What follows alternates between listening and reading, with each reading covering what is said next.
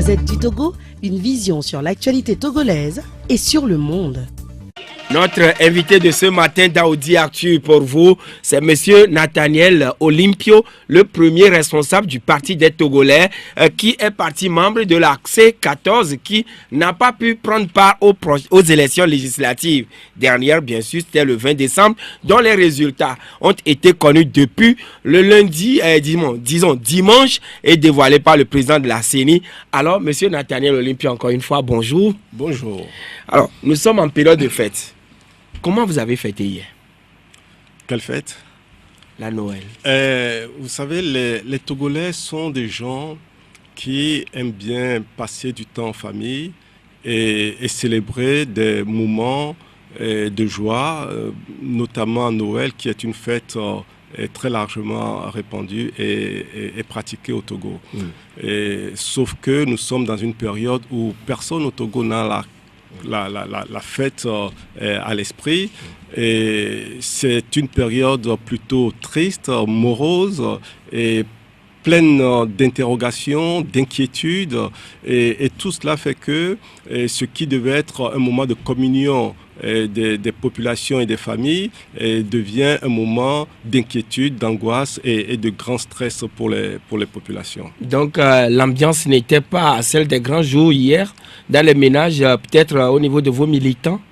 Non, aujourd'hui, il n'est même pas question de militants, il est plutôt question des citoyens, des populations de manière générale. Togolais? Les Togolais sont dans une grande tristesse, les Togolais sont dans une grande amertume, et les Togolais n'ont pas aujourd'hui le cœur à la fête, parce que leur avenir est dans l'incertitude, parce que personne ne sait comment les choses vont évoluer dans le pays. Et après ce qui vient de se passer, nous reviendrons sur tout cela tout à l'heure.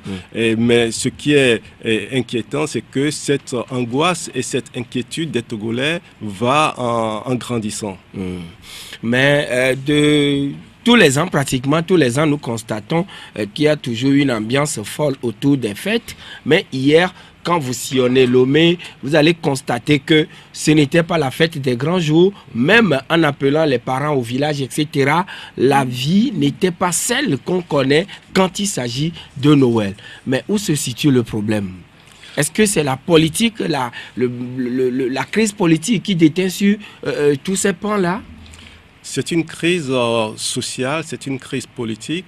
Et cela a tellement affecté l'ensemble de la population togolaise que plus personne n'est indifférent. Plus personne, même les gens qui habituellement ne se sentent pas concernés par la chose publique, et l'environnement dans lequel nous sommes aujourd'hui est tel que plus personne n'échappe à ce qui se passe. Et donc le stress est pour tout le monde, l'inquiétude, les interrogations et quelque part aussi la colère. Les Togolais sont en colère de ce qui est en train de se passer, de la manière dont... En colère ou bien peut-être ils n'ont pas la tête à la fête? Ils sont en colère. Ils sont en colère parce que justement on les prive des moments de liberté, on les prive des moments de joie, on les prive des opportunités d'épanouissement. Donc l'avenir des jeunes est en question, est préoccupant. Et tout cela n'est pas de nature à ouvrir les cœurs, à festoyer ou à se réjouir. Les Togolais sont dans une grande incertitude sur leur avenir social, leur avenir politique, leur avenir simplement, leur vie de tous les jours. Monsieur Nathaniel Olympio, nous allons parler de la politique, mais avant de revenir amplement sur les législatives dernières, dont les résultats sont déjà connus, et l'Assemblée a une nouvelle configuration, mais la société civile, notamment le mouvement Les Forces Vives Espérance pour le Togo, a voulu organiser une conférence de presse lundi, mais le ministère lui a intimé l'ordre, monsieur ou messieurs, la conférence ne doit pas avoir lieu, et le lieu a été bouclé par les forces de l'ordre. Tout de suite, en tant qu'acteur politique, le gouvernement est en droit.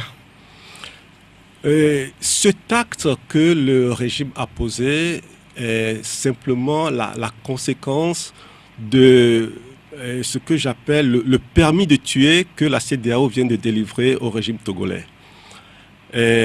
En acceptant, en cautionnant la manière dont se comporte le régime au Togo, la CEDEAO a ouvert les portes de toutes les dérives à ce régime. Donc, les libertés les plus basiques, la liberté de communiquer, la liberté de pouvoir organiser une rencontre entre soi et la presse, devient quelque chose aujourd'hui sujet à caution, ça devient l'objet de censure, ça devient l'objet de contrôle par le régime. Je pense que nous entrons dans une période où les dérives de l'autorité publique vont être encore accentuées parce qu'ils se sentent maintenant en roue libre et libérés de toute contrainte extérieure, libérés de toute surveillance et donc ils vont se permettre de faire des choses auxquelles on n'a pas encore assisté au Togo. Oui, mais pourquoi indexez-vous la CEDEAO? Elle a quoi à faire avec elle a quoi à foutre avec une conférence de presse qui sera organisée dans un enclos fermé? Ce n'est qu'une conséquence justement. Et ce qui s'est passé ces derniers temps avec l'implication de la CEDEAO dans la recherche de solutions à la crise togolaise, c'est quelque chose d'extrêmement grave. Grave parce que la CEDEAO est notre organisation communautaire supposée être au-dessus des États et donc recadrer le cas échéant les États qui sortiraient des chemins tracés par notre organisation commune. Et quand malheureusement nous constatons que un peuple en détresse, comme le peuple togolais aujourd'hui, traverse une crise profonde, et l'intervention de la CEDEAO, qui était, je dirais, dont le rôle est d'apporter la solution, on se rend compte que cette organisation a complètement méprisé le peuple togolais, a complètement piétiné les droits des Togolais et finalement a donné caution entièrement à tout ce que le régime fait. Mais si vous dites que la CEDEAO a piétiné, a méprisé les Togolais, est-ce que vous n'êtes pas en train de prendre le contre-pied de toutes les démarches, de tous les efforts consentis par cette organisation pour vous aider à sortir d'affaires? Peu importe les efforts qui sont faits, mais ce sont les actes qui sont posés que nous sommes en train de constater et dont nous constatons aussi les dégâts. La CEDEAO a oublié sa propre feuille de route, a ravalé, je dirais, ses propres engagements, en ce sens que elle voulait que l'on puisse faire des réformes dans le pays, elle voulait que l'on puisse libérer les prisonniers politiques et elle voulait qu'on puisse organiser des élections législatives consensuelles.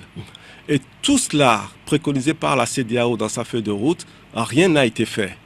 Rien n'a été fait comme mais elle a préconisé dit par la que CEDEAO. Tout a été bien fait, à saluer les efforts du gouvernement togolais mais justement, au cours de la 54e session. Justement, c'est de ça que je parle. Oui. C'est en cautionnant et en déclarant que tout a été très bien fait que la CEDEAO s'est reniée elle-même. Et c'est en ce moment que la CEDEAO a montré aux Togolais qu'en réalité, elle n'était pas venue pour trouver une solution de sortie de crise, mais enfermer les Togolais dans leur souffrance, puisque depuis l'arrivée de la CEDEAO jusqu'à son départ, le problème il y reste entier. Qu'est-ce que la CEDEAO a apporté comme solution? Vous pouvez me le dire?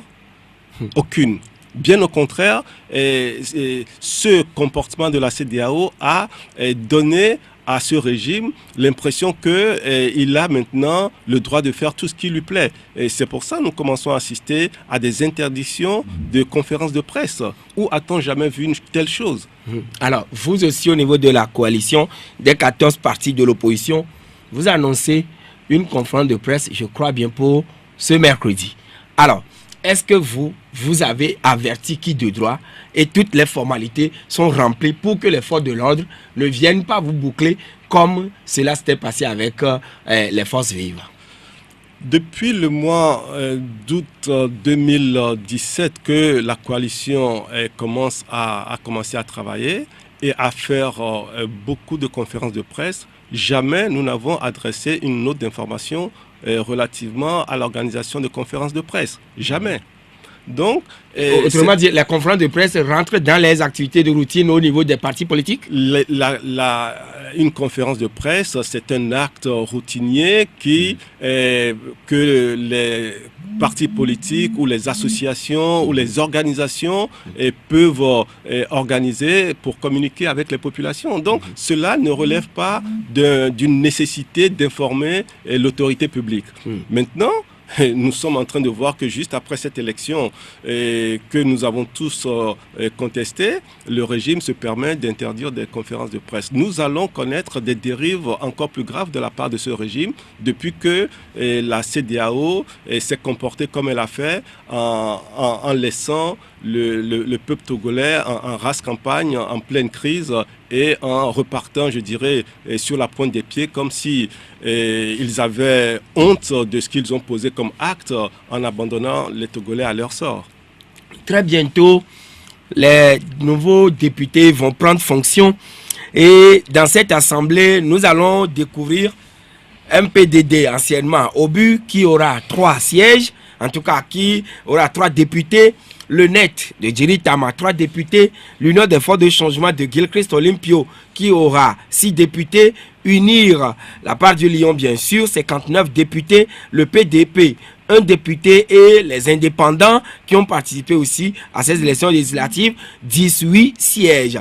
Alors, Monsieur Nathaniel Olympio, est-ce que la coalition des 14 partis politiques de l'opposition en général, et en particulier le parti des Togolais, regrettent de n'avoir pas participé aux législatives du 20 décembre? Ce que nous regrettons, c'est surtout d'avoir un régime qui est complètement fermé et qui ne considère pas l'élection comme un instrument de régulation et de dynamisation de la démocratie, mais considère l'élection comme un instrument de confiscation du pouvoir.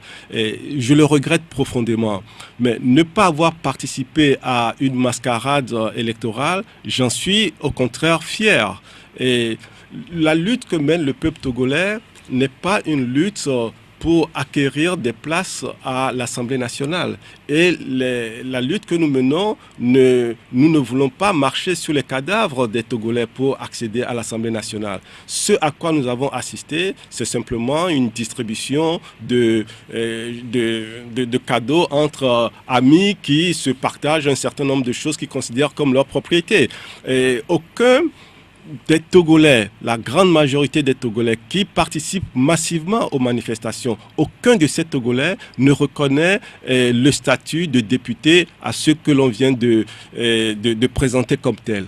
Parce que, justement, les Togolais n'ont pas souscrit à ce processus. Les Togolais n'ont pas adhéré à l'ensemble de l'organisation qui a été mise en place. Et à partir de ce moment-là, les personnes qui se considèrent aujourd'hui comme députés ne sont pas des députés de la République au titre de ce que le peuple togolais entend. Oui, mais quand même, ils ont battu campagne. Ils étaient allés partout ailleurs. Et ce sont des Togolais qui étaient partis dans les urnes les voter. Il y a des règles à respecter. Et combien de personnes ont désigné les députés? Environ 2 millions. Combien de personnes ont désigné les députés? Et combien d'électeurs avons-nous au Togo? Et quelles sont les personnes qui défendent cette élection qui a été organisée? Je vais vous dire une chose, M. Agbeti. Quand on est dans une communauté et que l'on a ensemble décidé de pratiquer la démocratie, oui, il y a des règles à cela.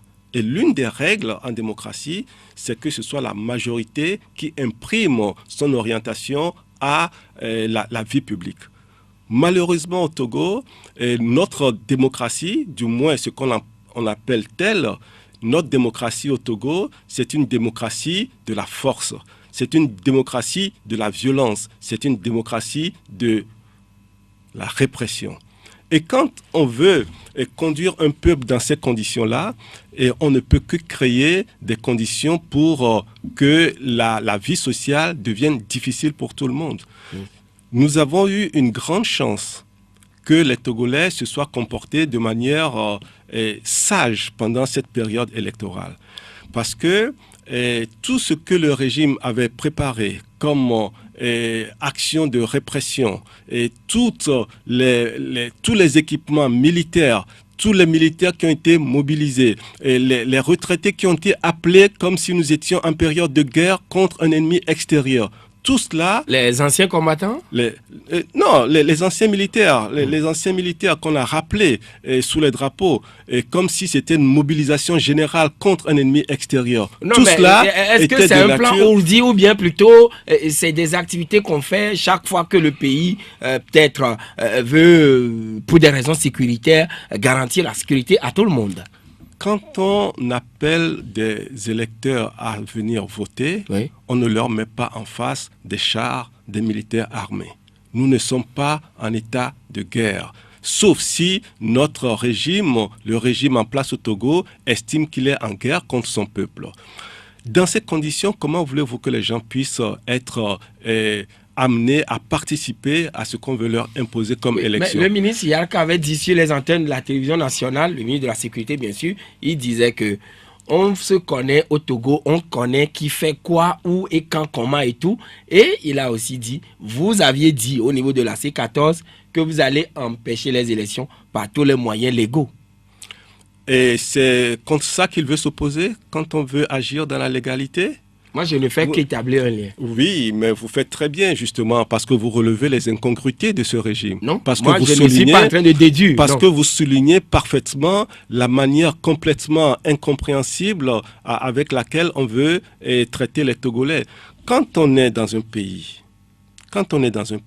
où les ministres viennent nous dire que le chef d'état-major de l'armée, le chef d'état-major général de l'armée, vient sur les lieux de manifestation, dans un véhicule d'où on voit des armes sortir et que derrière, ce sont des enfants qui sont tués, et vous comprendrez que le Togo est sur une pente très dangereuse. Le Togo est sur une pente dangereuse et c'est justement ça que la CEDEAO est venue cautionner. Parce que la CEDEAO est restée silencieuse sur ces événements. Donc vous espériez que la CEDEAO se prononce par rapport à cette sortie du général Félix Katanga le samedi 8 décembre? La CEDEAO est responsable du cadre dans lequel cette élection s'est déroulée. C'est elle qui a tracé le cadre, c'est elle qui a donné la feuille de route. Et tout ce qui s'est passé et la manière dont ça s'est passé relève de la responsabilité de la CEDEAO. Elle devait s'exprimer là-dessus. En ne s'exprimant pas sur ces événements, elle les a cautionnés et elle les a dangereusement cautionnés. Et c'est un précédent que tous les autres peuples de la CEDEAO regardent avec beaucoup d'inquiétude. Ah oui, mais tout à l'heure, un expert sénégalais disait que c'est inquiétant et décevant que la CEDEAO en particulier a donné une sorte d'avis positif sur les élections législatives qui sont tenues au Togo. Oui, c'est un monsieur très prudent qui dit les choses avec beaucoup de délicatesse, mais ce qu'il souligne est très grave. Il souligne le fait que la CEDEAO elle-même qui a préconisé un protocole additionnel de bonne gouvernance et qui limite les mandats à 2 pour chacun, eh bien cette CEDEAO-là est en train de fermer les yeux sur ses propres recommandations et nous avons comme l'impression que certains chefs d'État qui sont impliqués dans la résolution de la crise au Togo, eh bien, ils cherchent à régler leurs propres difficultés internes. C'est ça que nous, Togolais, avons noté parfaitement et les Togolais aujourd'hui savent que personne de l'extérieur ne viendra faire le travail pour nous. Personne ne viendra donner la démocratie aux Togolais. La lutte rentre dans une autre phase. Elle sera encore plus... Pourquoi dites-vous cela alors qu'en Gambie, mais il y a 2 institutions qui ont aidé ce pays à sortir d'affaires sans effusion de sang, pas même une seule goutte de sang? Est-ce que c'est ce qui s'est passé au Togo? Moi, je suis au Togo, je vous parle du Togo. Et c'est oui, ce qui me préoccupe. Est-ce qu'il ne vous revient pas de vous remettre aussi en cause? Pourquoi le G5, vous l'avez à dos, la CEDEAO, l'Union africaine, le Conseil de l'Entente, etc. Mais nous sommes des combattants de la liberté et nous défendons un certain nombre de principes. Quels sont les principes que nous défendons? Oui. Nous défendons le principe selon lequel, lorsqu'on organise une élection législative, il faut que chaque député soit élu avec le même nombre de voix. Personne ne peut s'opposer à cela, normalement. Nous nous battons contre le fait que le fichier électoral soit composé en très grande majorité de personnes qui n'ont pas de pièce d'identité. Nous nous battons contre ce principe-là. Est-ce que quelqu'un peut s'y opposer? Nous nous battons contre le fait que les institutions qui organisent les élections sont complètement assujettis à l'exécutif. Est-ce que quelqu'un peut s'opposer à cela? Vous savez, on peut avoir dans d'autres espaces beaucoup d'institutions ou de personnes qui s'opposent à la lutte que nous menons, mais les Togolais savent ce qu'ils veulent. Les Togolais veulent leur liberté, veulent aussi une démocratie. Et les Togolais doivent se battre. Et nous devons continuer de nous battre jusqu'à ce que nous puissions obtenir et la liberté et la démocratie. Parce que nous ne resterons pas indéfiniment dans cette situation de précarité sociale, de précarité politique. Et le peuple togolais, qui dans sa grande majorité s'est mobilisé, nous devons continuer de nous mobiliser. Et c'est le moment de dire au peuple togolais que les donnes ont évolué. Et c'est pour ça que je parle de nous entrons dans une autre phase de la lutte. Parce que notre espace communautaire, la CEDEAO qui était supposée venir aider le peuple togolais à résoudre sa crise, elle est venue et finalement, elle a empiré les choses et elle est partie. Elle nous a laissé tomber. Donc, nous ne pouvons plus compter que sur nous-mêmes. Et les Togolais doivent le comprendre. Qu'est-ce qui a pu se passer? Et la CEDEAO qui avait pris à bras le corps vos problèmes, vos préoccupations, vous rencontrez, mais à un moment donné, s'est muré dans un silence assourdissant. Oui, mais moi je vous renverrai en 2005. La CEDEAO n'a pas changé de posture. Mais elle ne s'était pas impliquée comme ce fut le cas pour 2010, depuis 2017 à ce jour. Oui, et peu importe la posture, les résultats est le même. Ce qu'ils ont produit en 2005, c'est exactement le même comportement qui a été renouvelé en 2018. Et donc, aujourd'hui, les Togolais, qui avaient d'ailleurs manifesté leur opposition à ce dialogue-là, les Togolais avaient parfaitement compris le jeu de la CEDEAO. Les Togolais avaient complètement compris que ce n'était pas utile de s'engager dans ce dialogue. Et la manière dont les choses se terminent de manière, je dirais, complètement incompréhensible, où les facilitateurs ont quitté la scène de la crise sur la pointe des pieds sans même revenir faire un point aux Togolais, et on ne sait même pas comment tout cela s'est déroulé finalement, eh bien les Togolais se disent on est venu jouer avec eux.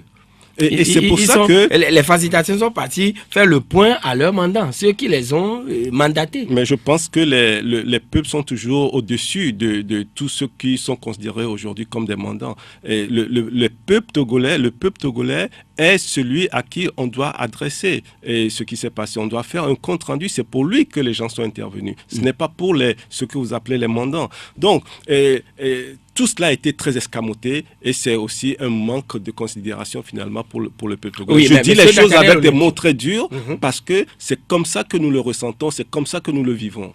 Là, est-ce que cela ne traduit pas un sentiment de peut-être vous avez été affaibli, déçu totalement? Affaibli, pas du tout. Pas du tout.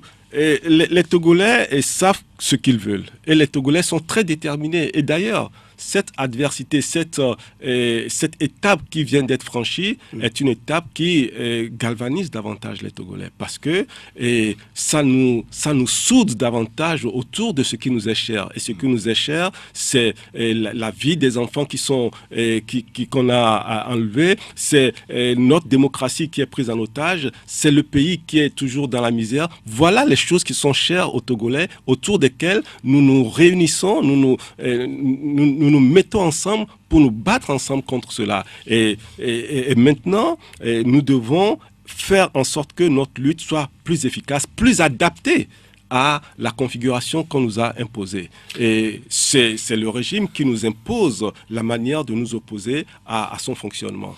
Le gouvernement a annoncé au niveau de la CEDEAO, disons le président Faure a annoncé à ses pairs que très bientôt les réformes prévues, préconisées, d'ailleurs recommandées par l'expert constitutionnaliste, seront opérées dans notre pays, le Togo, et les chefs d'État en étaient fiers. Mais l'expert sénégalais lui disait tout à l'heure que la CEDEAO, disons la conférence des chefs d'État, à leur niveau, il n'y a pas véritablement un défenseur de principes essentiels pour la CEDEAO. Oui, dans toute chose, les principes sont les fondements. Et quand les principes sont piétinés, tout le reste part à la dérive. Et c'est ce qui se passe au Togo, malheureusement.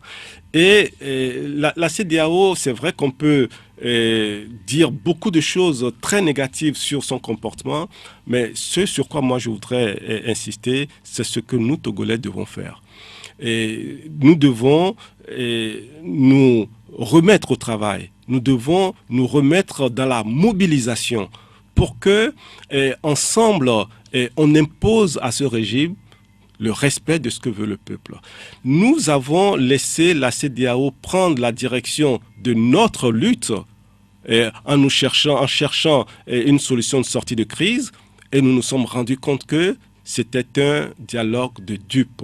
Et aujourd'hui, on a laissé les Togolais sur le champ de la crise seuls au milieu du gué. Et bien, les Togolais doivent se prendre en charge. Et c'est après les législatives que vous vous rendez compte que c'était un dialogue de dupes? Ou bien vous vous étiez rendu compte bien avant? Non, je pense que nous sommes en train de faire un bilan. Oui. Nous sommes en train de faire un bilan, nous sommes en train de faire un constat de l'ensemble du déroulement, puisqu'ils viennent de mettre fin à la facilitation. Donc, ils viennent de mettre fin à leur implication dans la crise. Autrement dit, vous jetez l'anathème sur la CEDEAO? Mais il s'agit d'apporter une appréciation sur les actes posés. D'accord. Et la CEDEAO a failli. Personne ne peut le nier. La CEDEAO a failli. Et elle aura beaucoup de mal à se recrédibiliser aux yeux des Togolais. Parce que ce n'est pas la première fois que cela se produit. On a fait de nouveau confiance. C'est la seconde fois. Les Togolais auront encore beaucoup de mal à faire confiance à cette CEDEAO-là. Qu'est-ce que la C14 attend de la nouvelle Assemblée nationale? Monsieur Nathaniel Olympio, avant de vous permettre de répondre à cette question, nous avons aussi des annonceurs avec nous. On leur laisse d'abord le soin. Tout donc en studio avec notre invité, le président national du Parti des Togolais, monsieur Nathaniel Olympio. Alors, monsieur Nathaniel Olympio, votre grand frère ou peut-être votre frère, monsieur Gilchrist Olympio, il devient le chef de file de l'opposition avec la nouvelle assemblée qui très bientôt va prendre fonction puisque c'est son parti qui a plus de députés au niveau de l'opposition au Parlement. Qu'est-ce que vous attendez de la nouvelle assemblée nationale pour l'ensemble des Togolais, y compris vous-même? Monsieur Gilchrist Olympio, c'est mon oncle. Oui. Mais l'Assemblée nationale qui est aujourd'hui présentée ne représente pas les Togolais. Et les Togolais le savent parce que les Togolais n'ont pas voté pour cette Assemblée. Mais pourquoi dites-vous cela alors que ce sont des Togolais aussi qui les ont votés? Oui, mais selon la CENI. Je vous ai dit tout à l'heure qu'en démocratie, c'est la majorité qui imprime sa marque à l'orientation de la vie publique. Et la grande majorité des Togolais, le jour de cette élection, la grande majorité des Togolais sont restés tranquillement à la maison. À la fois pour déjouer le plan machiavélique de violence qui est organisé contre les populations et aussi pour marquer leur désapprobation de cette élection qui est rejetée par tout le monde. Mais vous pensez que les 59,25% constitue un désaveu pour cette élection? Mais 59... le taux de participation. 59,96 ont-ils dit. Au départ. Maintenant, c'est revu à la baisse, c'est 59,25. Peu importe les chiffres qui sont annoncés, peu importe les chiffres qui sont préfabriqués et qui sont exhibés comme des trophées. La réalité, vous savez, il y a une petite phrase qui a été sortie sur une chaîne internationale par un journaliste qui disait que pendant son observation, à la mi-journée, dans les bureaux de vote, il y avait plus de forces de sécurité et d'observateurs que de lecteurs. Mais c'est quelque chose de complètement effarant. Peut-être à la mi-journée. Peut-être c'est à Lomé. Vous pouvez dire que même c'est sur Mars, mais là où on a organisé des élections, et vous dites c'est à Lomé où il y a le tiers des électeurs en principe. Et quand on observe cela à la mi-journée, il y a plus d'observateurs et de forces de sécurité que d'électeurs. Il y a là matière à s'interroger sur la sincérité, la validité de ce que l'on appelle élection. C'est purement une mascarade qui a été organisée. Oui, c'est pour ça que... Mais les observateurs ne sont pas allés dans le sens que vous développez. Oui, ces questions d'observateurs. Depuis quelque temps, tout le monde sait que les observateurs viennent simplement pour cautionner ce que le régime veut que les observateurs cautionnent. Je vous renverrai à ce qui s'est passé au Kenya, où les observateurs ont crié toutes les tous les satisfecit et que finalement la Cour suprême a même une rejeté. mission dirigée par un ancien président américain. Oui, c'est pour dire que nous avons de grandes interrogations à avoir sur la manière dont les missions d'observation sont conduites, par je dirais même pour certains, par la probité morale de certaines personnes qui conduisent ces opérations-là. Vous savez, moi j'ai suivi la conférence de presse qui a été faite par les observateurs de la CEDEAO, mais c'était pathétique. C'était pathétique. Ouais. Mais enfin, ce ne sont pas eux nos adversaires. Nos adversaires, c'est ce régime. Sauf que ce régime se sert beaucoup des citoyens de la sous-région pour venir valider les forfaitures qu'ils font ici. Et donc, nous devons, nous, Togolais, être encore plus vigilants, encore plus déterminés dans la lutte, parce qu'il n'y a que cela qui nous procurera la démocratie et la liberté. Dans une interview accordée par le ministre Gilbert Bahara à Victoire FM le jour du vote, c'était le 20 décembre dernier, il disait: aussitôt les élections finies, résultats proclamés, la première tâche qui sera la préoccupation de l'Assemblée nationale, c'est d'opérer les réformes constitutionnelles et maintenant se braquer sur ou bien orienter tous les débats ou focaliser tous les débats sur le développement du pays. Est-ce que vous ne risquez pas de voir les réformes opérées à l'Assemblée nationale très prochainement? Ce que moi je pense que ce régime va affronter après ce qu'ils ont appelé élection, c'est la colère du peuple togolais. C'est la première, je dirais, c'est la première bataille qu'ils auront à mener, parce que les Togolais vont se dresser contre eux et vont continuer de se dresser contre eux. Et les Togolais le seront encore de manière beaucoup plus déterminée. La lutte va être plus rude. La lutte va être beaucoup plus âpre encore, parce que les Togolais ont compris à travers ce qui vient de se passer que ce régime ne veut absolument pas évoluer dans sa considération de la politique togolaise. Et donc, nous, Togolais, devons être plus mobilisés. Ceux qui sont aujourd'hui restés en marge de la lutte depuis plus d'un an, et tout le monde doit rentrer dans cette lutte-là, parce que si nous ne faisons pas ce qu'il faut, ce régime va continuer de piétiner nos droits, de piétiner nos libertés et de faire du peuple togolais ce qu'ils veulent faire. Et ça, les Togolais ne doivent pas laisser faire. Et dans quel état d'esprit préparez-vous les locales que le gouvernement a annoncées pour 2019? La seule chose pour laquelle les Togolais sont en train de se battre, c'est de connaître une alternance à la tête de l'État. C'est l'objectif principal. C'est cette alternance qui va déverrouiller la vie politique du Togo. Et donc, le régime peut annoncer des élections locales, législatives ou inventer même d'autres élections. Et tant que les conditions ne seront pas requises pour des élections qui peuvent être acceptées, les Togolais ne vont jamais accepter cette élection-là. Oui, mais la communauté internationale valide toutes les élections. Mais la communauté internationale, ce ne sont pas les Togolais. Nous n'avons pas les mêmes intérêts. L'intérêt des Togolais, c'est de vivre dans un espace de paix et de démocratie.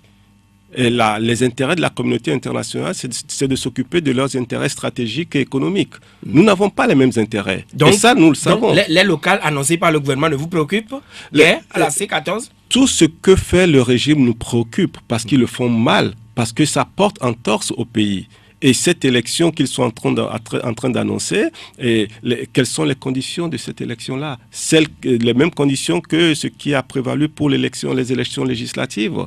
Et non, nous ne devons pas laisser ces choses-là continuer de se faire au nez à la barbe des Togolais sans qu'il n'y ait aucune évolution. C'est pour ça que cette étape qu'on vient de passer doit être un dernier signal fort pour nous, Togolais, et pour que définitivement on puisse barrer la route à ce régime. Le régime en place au Togo doit quitter le pouvoir.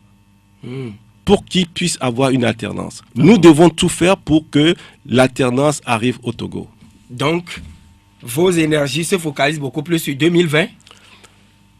Ce n'est pas une question de date.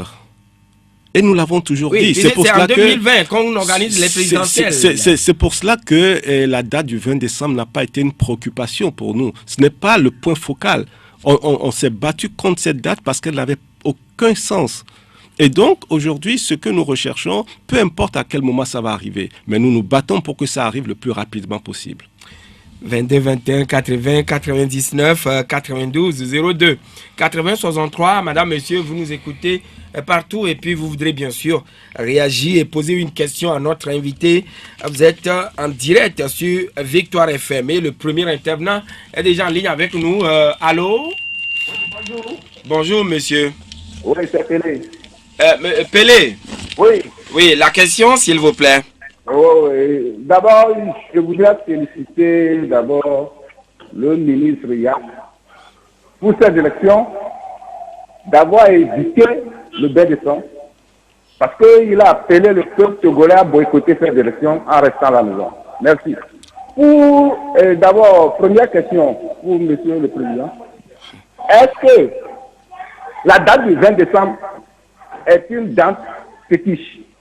Deuxième question, est-ce que les chefs de l'État de la CEDEAO là, est-ce qu'ils sont des pyromanes?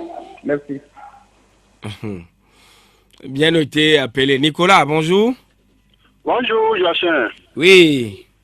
D'accord. Bonjour, salut l'invité aussi. S'il vous plaît, pourquoi l'invité ne veut pas répondre à vos questions et puis il contourne? Ça, c'est un, ça. À quelle question? Oui, de deux. Le Togo ne se résume pas à Baie seulement. Maintenant, mes préoccupations maintenant, pourquoi la C14 ne veut pas se remettre, c'est-à-dire se remettre en cause? Et maintenant, il nous fait savoir que ce serait autre chose dans ce pays. Nous, les Togolais aussi, cette fois-ci, nous avons nos yeux ouverts aussi. Vous allez voir que la communauté internationale, ils sont partis au Ghana là-bas, ils sont venus, n'ont pas organisé une conférence de presse, ce qui veut dire que ça a été chaud pour eux là-bas, mais qu'ils n'ont qu'à nous laisser aussi vivre. Puisqu'ils ont leurs intérêts, c'est pourquoi ils veulent bloquer le pays. Donc nous aussi, nous avons notre intérêt, qu'ils nous laissent un peu en paix. Merci beaucoup, Joachim. Bien noté, cher ami. Troisième intervenant en ligne sur le 92 02 80 63. Allô? Allô? Bonjour, Daniel. Alors oui, bonjour monsieur, je voudrais très humblement participer à l'émission. Vous êtes en direct. Bon, moi, je voudrais demander à la C14 si au moins attendre l'Assemblée nationale au moins dans un délai de 6 mois. Si le gouvernement va réformer l'indication de la CEDEAO. Et puisque nous avons les élections plus tard dans un an, c'est en ce moment que si les réformes ne sont pas faites, qu'ils pouvaient sortir pour réclamer les réformes. Et en ce moment, je pense qu'ils auront raison. Donc je vais leur demander tout simplement de garder patience, regarder si l'Assemblée va réformer ou bien ne va pas réformer les institutions.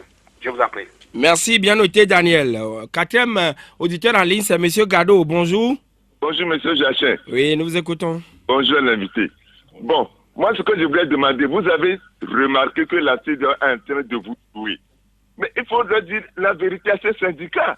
Mais est-ce que vous leur parlez comme des enfants de cœur? Mais franchement, ils ne sont pas plus mieux que vous. Vous pouvez être présent un jour, mettons Magaro de vous. Il faut leur cacher la vérité. Que vous êtes des syndicalistes, vous avez vendu notre pays. Que le peuple souffre, dites-leur la vérité. Mais maintenant, quelle est l'action que nous allons prendre maintenant? Monsieur, bonne journée. Bien, cher ami Gado et le dernier intervenant qui est en ligne, monsieur Patrick, bonjour. Bonjour, monsieur. Oui, nous vous écoutons, Patrick. Oui, je salue l'invité. Bonjour. S'il vous plaît, est-ce que l'invité peut aller dire au président de la CEDEAO que les Togolais les remercient de n'avoir pas accepté à aller se faire tuer comme ils l'ont fait en 2005, ils ont laissé, on nous a tués, ils n'ont rien dit, et que cette fois-ci, ils l'ont souhaité encore pour qu'on aille se tuer le 20 décembre et pour ne plus rien dire.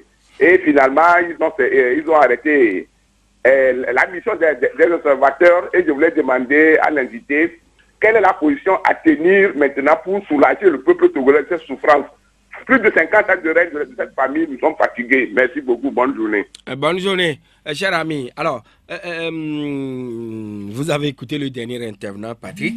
Est-ce que vous pouvez aller prendre votre courage à bras le corps et aller dire au président, en ainsi de la CEDEAO, peut-être au facilitateur, merci pour avoir aidé le Togo, et puis il n'y a pas eu de bain de sang, mais une seule famille à la tête du pays, ça suffit, etc., dit-il. Je pense que les chefs d'État de la CEDEAO savent parfaitement ce que veulent les Togolais et ce que la coalition leur a donné comme mémo, comme écrit, comme exigence, revendication. Tout cela, ils le savent. Et ce que je peux dire à Patrick, qui demande la position à tenir, c'est que tout à l'heure à 10h, la coalition fait une conférence de presse et la coalition annoncera l'orientation qu'elle entend donner à la lutte à partir de maintenant. La CEDEAO vous a-t-elle roulé dans la farine? Selon M. Gado, et pourquoi vous ne leur avez pas craché les 4 vérités? La CEDEAO a laissé les Togolais dans la crise, et peut-être une crise encore plus grave. Mais comme je le disais tout à l'heure, la CEDEAO n'est pas notre adversaire. Notre adversaire principal, c'est le régime. Et tenons compte de ce qui vient de se passer et organisons-nous pour être plus efficaces pour la suite. Vous devez garder patience et donner 6 mois à la nouvelle Assemblée nationale avant de commencer par penser à de nouvelles manifestations. Les manifestations... C'est-à-dire pour les mettre à l'épreuve si l'Assemblée nationale actuelle, l'Assemblée nationale qui va prendre fonction va pouvoir satisfaire aux désirata de la population. Si l'Assemblée nationale qui était en place pouvait faire les réformes selon les recommandations de la CEDEAO, si le régime avait la volonté de mettre en pratique ces recommandations, eh bien ça aurait été fait. Donc nous n'attendons absolument rien de cette nouvelle assemblée que nous ne reconnaissons pas. Donc on ne peut rien attendre de quelque chose que nous ne reconnaissons pas. Nous ne reconnaissons pas leur existence. Ils sont illégitimes aux yeux des Togolais et ils ne représentent pas la République. Ça, c'est une chose qui est claire. C'est pour ça que notre lutte n'a même pas de pause. Notre lutte n'a même pas de pause, je dirais, de Noël. Notre lutte continue et nous devons nous organiser pour être encore beaucoup plus efficace parce que la lutte sera plus rude, sera plus âpre encore parce que ce régime se croit aujourd'hui tout permis et donc nous devons nous aussi dans notre organisation, dans notre fonctionnement et dans notre engagement être plus percutants. Tous les Togolais doivent s'engager dans cette lutte. Alors, le Togo ne se résume pas à bain, a dit Nicolas, et Poussu a dit pourquoi la C14 ne veut pas se remettre en cause. Et selon lui, aujourd'hui, les Togolais ont les yeux ouverts. Et vous ne poursuivez que vos intérêts. Alors que les populations doivent aussi, vous devez penser aussi à leurs intérêts. Et il dit, quand vous étiez parti en Guinée-Conakry, vous étiez revenu, silence, mort, ou de mort. Et vous étiez parti à Accra, vous avez rencontré Nana Akufo-Addo, c'était la même attitude. Qu'est-ce qui s'est passé? Et vous, on vous connaît, vous étiez de retour de ces deux, en tout cas auprès de ces deux facilitateurs, mais vous n'avez daigné lever le petit doigt pour placer un mot à l'endroit des populations. Alors, je ne sais pas pourquoi Nicolas parle de baie. Oui. Peut-être qu'il nous... Bon, enfin... Il n'a pas très bien suivi. Je dirais que aujourd'hui, les Togolais, dans leur grande majorité, dans leur très grande majorité, veulent que les choses changent au Togo. Et on le voit à Lomé, on le voit à Tapamé, on le voit à Thévié, on le voit à Palimé, on le voit à Sokodé, à Mango, Dapaon, partout, à Kara également, on le voit. Et donc, se remettre en cause, oui, nous nous remettons en cause à la C14. C'est pour ça que nous serons encore plus efficaces à partir de maintenant. Nous tirons leçon de toute l'expérience que nous venons de vivre. Notamment la manière dont nous avons conduit la lutte, notamment la manière dont ceux qui sont venus nous aider et supposés nous aider se sont comportés, notamment la manière dont le régime a conduit également cette période-là. Tout cela, c'est une somme d'expériences que nous avons acquises qui vont nous permettre d'être encore plus efficaces à partir de maintenant. C'est pour ça que moi, j'appelle les Togolais à ne même pas céder à ceux qui osent leur dire que nous avons connu un échec. Non, nous n'avons pas connu d'échec. Bien au contraire, nous sommes dans une dynamique de mobilisation et le régime sait que en face de lui, il y a une population qui est forte, engagée et prête à faire les sacrifices qu'il faut. Oui, et depuis longtemps, quand vous rencontrez les acteurs, disons les facilitateurs, vous venez toujours faire le compte rendu à la population. Mais vous avez dérobé cette fois-ci à la règle. Non, pourquoi? Non, je pense que nous avons eu un temps de réaction qui est plus long que d'habitude, mais nous avons communiqué. Nous avons parlé de ce qui s'est passé à plusieurs reprises dans les meetings. Il y a eu des manifestations après Conakry. Et lors de ces manifestations, au point de chute, nous avons beaucoup communiqué. Nous avons fait des communiqués également que nous avons distribués aux médias. Donc, dire que nous n'avons pas fait de compte rendu... Visiblement, selon nos informations, visiblement, quand vous aviez rencontré le président Nana Addo la dernière fois, peut-être la séance a été suspendue, aurait été suspendue. Et puis, au retour, il n'a pas été du tout très content de vos attitudes. Et puis, rapidement, il a levé la séance. Est-ce que c'est vrai? Et là, je l'apprends, je suis surpris, je n'ai pas cette information-là. Vous savez, je crois que la manipulation de l'information aussi fait partie de la lutte. D'accord. Et nous devons être très attentifs à ça. Est-ce que les chefs d'État sont des pyromanes? En tout cas, ce qu'ils ont fait au Togo s'apparente. 20 décembre était-ce une date fétiche? Eh bien, visiblement, pour eux, ça l'était. Et c'est ça qui fait partie de toute la duperie dont le peuple togolais a été victime. Et on nous dit d'un côté que c'était une date indicative, et puis de l'autre côté, finalement, on fait tout pour que cette date-là devienne la date fatidique. Oui, finalement, c'est une date fatidique pour le peuple togolais parce que ça ouvre une période d'incertitude encore plus grande.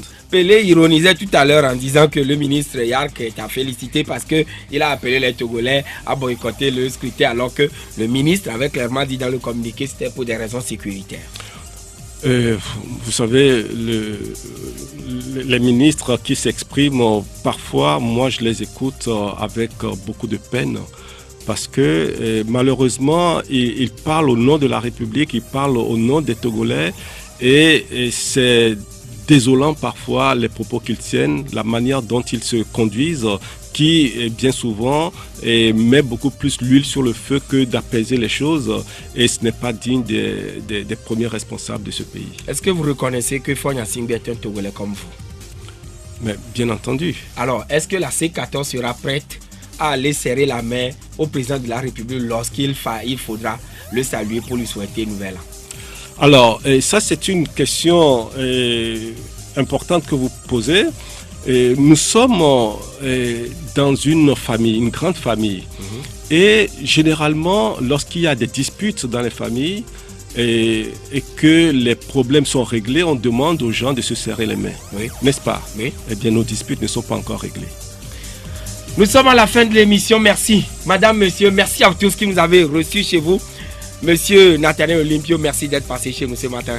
Merci, et c'est l'occasion pour moi de demander aux Togolais d'être très prudents en cette fin d'année où nos routes sont souvent très, très dangereuses.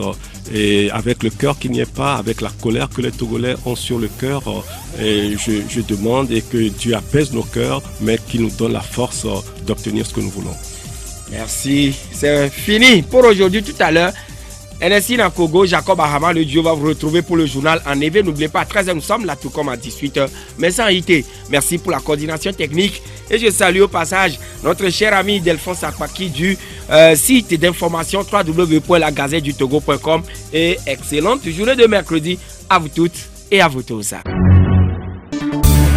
La Gazette du Togo, une vision sur l'actualité togolaise et sur le monde. Rejoignez-nous sur le www.lagazettedutogo.com ou sur nos comptes Facebook, Twitter et YouTube. Pour tout contact, Écrivez à contact@lagazettedutogo.com ou appelez le 92 80 88 53. La Gazette du Togo, c'est l'information en continu.